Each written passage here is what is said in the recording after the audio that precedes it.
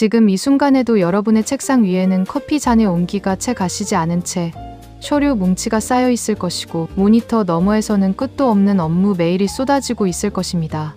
눈이 침침해지고 어깨가 결려오는 고통을 참아가며 남들보다 1시간 더 일하고 한 걸음 더 뛰면 언젠가는 부자가 될 수 있을 거라는 믿음으로 하루를 버텨내고 계실 겁니다. 하지만 제가 오늘 여러분의 그 소중한 믿음을 완전히 깨부술 아주 잔인하고도 차가운 진실 하나를 말씀드려야 할 것 같습니다. 열심히 일할수록 여러분은 더 가난해질 수밖에 없는 시대가 이미 도래했습니다. 과거에는 노동의 양이 곧 자산의 증식으로 이어지는 정직한 자본주의의 법칙이 작동했습니다. 하지만 2026년 현재 우리가 마주한 현실은 인공지능이라는 거대한 괴물이 인간의 노동 가치를 밑바닥까지 끌어내리고 있는 참혹한 전장입니다. 여러분이 밤을 지새우며 작성한 수십 장의 기획안을 인공지능은 단 1초 만에 더 완벽한 논리로 뽑아내고 있습니다. 지금 여러분이 느끼는 그 피로감이 노력을 증명하는 훈장이 아니라 변화에 적응하지 못한 채 낡은 엔진을 돌리고 있다는 위험 신호라면 믿으시겠습니까? 단순히 열심히 하는 것만으로는 절대로 이 가속도를 따라잡을 수 없습니다. 오히려 성실함이라는 덫에 갇혀 미래를 준비할 시간마저 빼앗기고 있는 것이 지금 우리 평범한 직장인들의 슬픈 자화상입니다. 바로 이 지점에서 우리는 질문을 던져야 합니다. 왜 정직하게 땀 흘리는 사람들이 아니라 인공지능의 등에 올라탄 소수의 사람들이 모든 부를 독식하는 기이한 구조가 만들어지고 있는 것일까요? 그것은 단순히 기술의 발전을 넘어 우리 사회의 계급 구조가 노동 중심에서 자본과 인공지능 소유 중심으로 완전히 재편되고 있기 때문입니다. 과거 산업혁명 시기에 육체 노동자들이 기계에 밀려났던 것처럼 이제는 화이트 칼라로 불리는 지식 노동자들이 인공지능이라는 보이지 않는 손에 의해 해체되고 있습니다. 이처럼 노동의 종말이 눈앞에 다가온 시점에서 과거의 방식대로 근면 성실만을 강조하는 것은 마치 침몰하는 배 위에서 열심히 바닥을 닦고 있는 것과 다를 바 없습니다. 결국 이 거대한 흐름을 읽지 못하는 사람들은 열심히 일하면 일할수록 자신의 가치가 깎여나가는 역설적인 빈곤의 늪에 빠지게 될 것입니다. 이러한 현상의 뿌리를 이해하기 위해서는 우리가 지난 수십 년간 당연하게 여겨왔던 노동의 역사적 기원을 살펴볼 필요가 있습니다. 인류는 농경 사회 이후로 언제나 육체적인 노동력을 투입한 만큼 결과물을 얻어내는 선형적인 구조 속에서 살아왔습니다. 산업화 시대에도 공장의 컨베이어 벨트 앞에서 더 오래 머무는 노동자가 더 많은 임금을 받는 것이 상식이었습니다. 하지만 지금 우리가 겪고 있는 2026년의 기술혁명은 과거의 증기기관이나 전기보급과는 차원이 다른 파괴력을 지니고 있습니다. 과거의 기술이 인간의 근육을 대신했다면 지금의 인공지능은 인간의 뇌와 판단력, 그리고 창의성이라는 영역까지 침범하고 있습니다. 데이터를 통해 확인해보면 1970년대부터 2020년대 초반까지 실질 임금 상승률과 노동 생산성 증가율 사이에는 거대한 격차가 발생하기 시작했습니다. 생산성은 인공지능과 자동화 기술 덕분에 가파르게 수직 상승했지만 노동자들의 지갑으로 들어오는 임금은 겨우 물가 상승률을 따라가는 수준으로 정체되었습니다. 이 숫자가 의미하는 사실은 명확합니다. 기술 발전으로 창출된 엄청난 부가 노동의 대가가 아니라 기술과 자본을 소유한 자들의 주머니로 고스란히 흘러 들어갔다는 뜻입니다. 과거 제로 금리 시대였던 2년 전과 비교하면 지금의 고금리 체제 속에서 기업들은 비용 절감을 위해 인공지능 도입에 사활을 걸고 있습니다. 평범한 직장인의 월급 30%가 대출 이자와 물가 상승분으로 사라지는 동안 인공지능을 도입한 기업들은 인건비를 80% 이상 절감하며 사상 최대의 흑자를 기록하고 있습니다. 이것은 일시적인 유행이 아니라 인류가 수천 년간 유지해온 노동의 시대가 공식적으로 종말을 고하고 있음을 알리는 거대한 메가 트렌드입니다. 하지만 우리는 여전히 학교에서 그리고 직장에서 열심히 일하는 법만을 배웠을 뿐 자본과 기술을 부리는 법은 배우지 못했습니다. 그래서 많은 이들이 퇴근 후 지친 몸을 이끌고 자기 개발이라는 이름으로 자격증 공부를 하거나 영어 단어를 외우며 자신의 노동 가치를 조금이라도 높여보려 애쓰고 있습니다. 하지만 인공지능이 5개 국어를 유창하게 구사하고 모든 법률 지식을 머릿속에 넣고 있는 시대에 그러한 노력은 밑 빠진 독에 물 붓기나 다름없습니다. 결국 구조적인 변화를 외면한 채 개인의 성실함에만 기대어 생존하려는 전략은 거대한 파도 앞에서 모래성을 쌓는 것과 같습니다. 그렇다면 인공지능이 도대체 어떤 경제적 메커니즘을 통해 우리의 일자리를 파괴하고 부의 지도를 바꾸고 있는지 심층적으로 분석해 보겠습니다. 경제학에는 한계 비용 제로 사회라는 개념이 있습니다. 어떤 상품이나 서비스를 하나 더 생산할 때 들어가는 추가 비용이 거의 영원에 수렴하게 된다는 뜻입니다. 인간 노동자는 한 명을 더 고용할 때마다 급여와 보험료, 그리고 사무 공간이라는 막대한 비용이 추가로 발생합니다.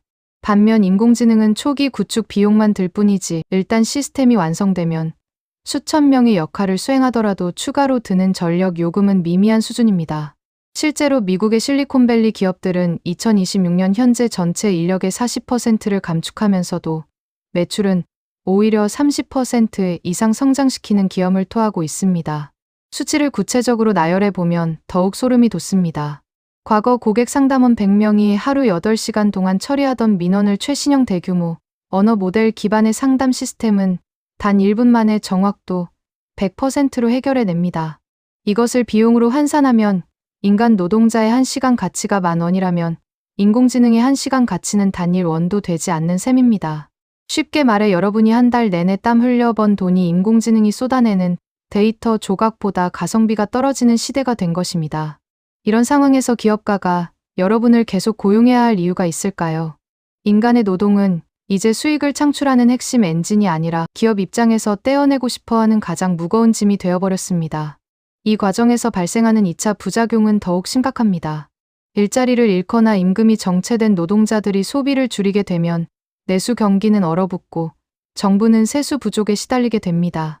결국 복지 비용은 늘어나고 세금 부담은 다시 남은 노동자들의 어깨를 짓누르는 악순환의 되먹임 고리가 형성됩니다. 정부가 기본소득이나 인공지능세를 논의하고 있지만 법안이 통과되고 실효성을 거두기까지는 최소 수년의 시간이 더 걸릴 것입니다. 그 공백기 동안 준비되지 않은 개인들은 경제적 절벽 아래로 가차없이 밀려나게 될 운명입니다. 따라서 지금의 상황을 단순한 경기 불황으로 치부하고 버티기 모드에 들어가는 것은 매우 위험한 발상입니다. 이것은 산업의 패러다임이 수직에서 수평으로 그리고 노동에서 지능 자본으로 완전히 전이되는 과정이기 때문입니다. 바로 이 지점에서 우리가 주목해야 할 가장 무서운 사실은 지식 노동의 몰락입니다. 과거에는 의사나 변호사 혹은 회계사 같은 전문직들이 고도의 지식을 독점하며 높은 몸값을 자랑했습니다.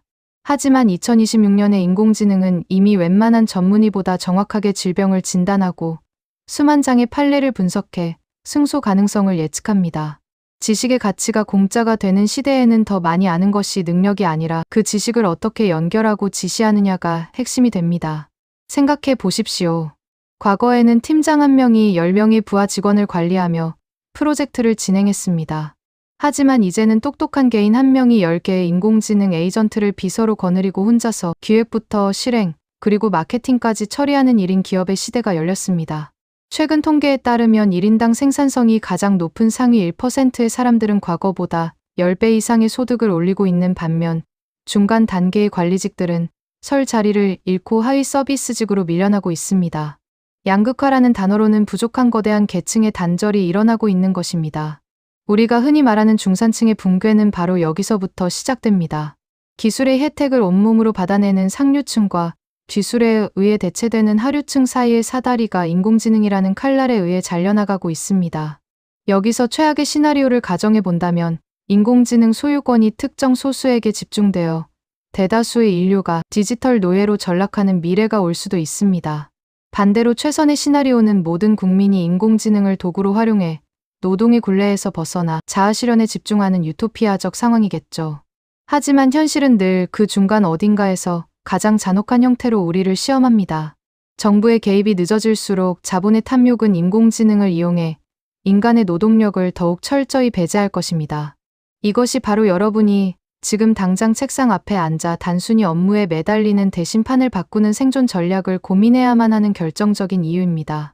열심히 일하는 것은 미덕이 아니라 무책임한 방치일 수 있다는 사실을 뼈저리게 깨달아야 합니다. 하지만 우리에게는 아직 이 거대한 변화를 기회로 바꿀 수 있는 마지막 골든 타임이 남아 있습니다. 많은 사람들이 인공지능이 발달하면 단순 노동만 사라질 것이라고 낙관하지만 사실은 그 반대입니다. 인공지능은 오히려 가장 정교하고 비싼 지능을 가진 엘리트 계층의 업무를 먼저 그리고 더 잔인하게 잠식하고 있습니다. 2026년 현재 대형 로펌의 초임 변호사들이 하던 법리 검토 업무는 이미 인공지능 비서에 의해 대체되어 신규 채용 시장이 80% 가까이 얼어붙었습니다. 병원에서도 영상의학과, 전문의보다 인공지능의 암 진단 정확도가 더 높다는 데이터가 쏟아지면서 의대 지망생들의 고민이 깊어지고 있습니다. 이것이 의미하는 바는 명확합니다. 우리가 그동안 성공의 척도로 삼았던 공부와 암기 그리고 성실한 자료 조사는 이제 시장 가치가 영원에 수렴하게 되었다는 뜻입니다. 열심히 공부해서 좋은 대학을 가고 대기업에 들어가는 이른바 정석적인 성공 공식이 인공지능이라는 거대한 지우개에 의해 지워지고 있습니다. 오히려 손발을 직접 움직이는 현장 기술직이나 사람의 미묘한 감정을 다루는 돌봄 서비스가 인공지능에게는 정복하기 가장 어려운 난공불락의 요새가 되었습니다. 화이트 칼라의 상징이었던 넥타이가 이제는 인공지능에게 자리를 내어주고 밀려나는 구시대의 유물이 되어버린 셈입니다. 이처럼 지식의 민주화가 이루어지면서 지식을 소유한 자의 권위는 추락하고 지식을 부리는 자의 권력이 비대해지는 기이한 역전 현상이 벌어지고 있습니다. 여러분이 지금 하고 있는 그 고상한 지식 노동이 사실은 인공지능이 가장 먼저 먹어 치울 달콤한 디저트일 수도 있다는 사실을 직시해야 합니다. 결국 이 거대한 부의 재편 과정에서 가장 소름 돋는 지점은 우리가 알지 못하는 사이에 새로운 디지털 카스트 제도가 고착화되고 있다는 사실입니다. 과거의 계급이 땅이나 돈으로 나뉘었다면 2026년 이후의 계급은 인공지능을 부릴 줄 아는 자와 인공지능에게 부림을 당하는 자로 나뉩니다. 인공지능을 도구로 활용해 혼자서 수십 명의 생산성을 내는 이들은 자본을 무한히 축적하며 저 높은 구름 위로 올라갑니다. 반면 기술의 변화를 거부하고 과거의 노동 방식에 매달리는 이들은 하향 평준화된 임금의 늪에서 허우적거리며 절대 가난의 나락으로 떨어지게 됩니다. 수치를 통해 비교해 볼까요? 인공지능 활용 능력이 뛰어난 프롬프트 엔지니어의 평균 연봉은 2년 전과 비교해 무려 3배 이상 폭등하여 억대 연봉을 가볍게 넘어서고 있습니다. 하지만 단순히 데이터를 입력하거나 인공지능이 시키는 대로 보조적인 업무를 수행하는 이들의 시급은 최저임금 수준에 고정되어 있습니다. 이것은 단순히 소득의 차이가 아니라 삶의 질과 생존의 가능성이 완전히 갈리는 거대한 장벽입니다. 여기서 더 나아가 인공지능이 생성한 콘텐츠와 알고리즘에 의해 지배당하는 대중들은 비판적 사고력을 잃고 디지털 자본가들이 짜놓은 판 위에서 춤추는 인형으로 전락할 위험이 큽니다. 이런 미래 시나리오 중 가장 끔찍한 것은 중산층이 완전히 증발하고 소수의 기술 귀족과 다수의 디지털 프롤레타리아만이 존재하는 양극화의 완성입니다. 정부에서 부유세를 걷고 인공지능 배당을 지급한다고 해도 그것은 겨우 굶어 죽지 않을 정도의 수준에 불과할 것이며 재층 이동의 사다리는 영원히 사라질지도 모릅니다. 이런 상황에서 여러분은 과연 어떤 계급에 속하고 싶으십니까? 단순히 열심히 일해서 가정을 지키겠다는 선량한 다짐만으로는 이 잔혹한 디지털 계급 사회의 파고를 넘을 수 없습니다.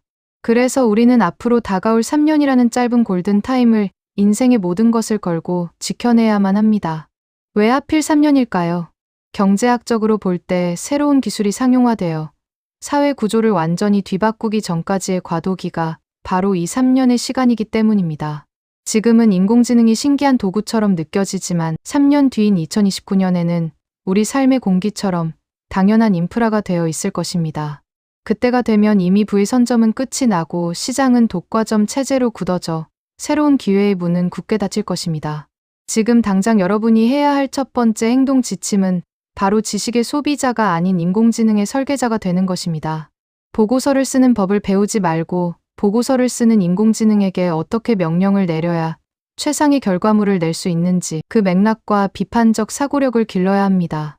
두 번째는 악착같이 종자돈을 모아 기술 자본에 투자하는 것입니다.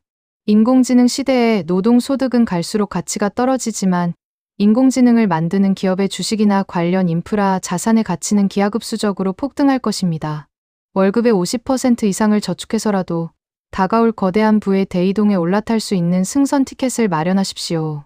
단순히 통장의 숫자를 늘리는 것이 아니라 인공지능의 칼바람으로부터 여러분을 지켜줄 방어벽을 세우는 일입니다. 만약 여러분이 이 3년 동안 과거의 관성대로 술 마시고 쇼핑하며 시간을 보낸다면 3년 뒤 여러분의 자리는 인공지능 에이전트 하나로 대체되어 있을 것입니다. 반대로 지금부터 인공지능을 내 비서로 부리며 생산성을 극대화하는 법을 익힌다면 여러분은 10명의 몫을 혼자 해내는 슈퍼 개인으로 거듭날 수 있습니다. 이것은 선택의 문제가 아니라 생존의 문제이며 여러분의 가문을 바꿀 수 있는 마지막 기회입니다. 결국 다가올 미래는 준비된 자에게는 축제의 장이 될 것이고 준비되지 않은 자에게는 지옥 같은 재앙이 될 것입니다. 인공지능이 인간을 대체하는 것이 아니라 인공지능을 사용하는 인간이 인공지능을 사용하지 않는 인간을 대체하는 것입니다.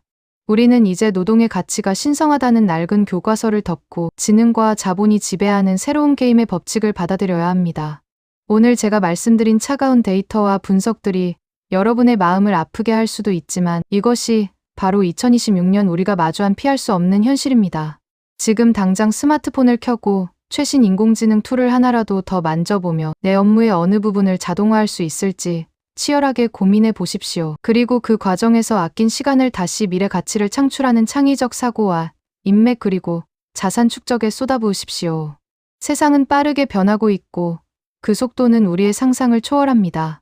하지만 공포에 질려 멈춰 서기보다 이 거대한 파도 위에 서핑보드를 올리고 즐길 준비를 하는 사람만이 진정한 부와 자유를 거머쥐게 될 것입니다.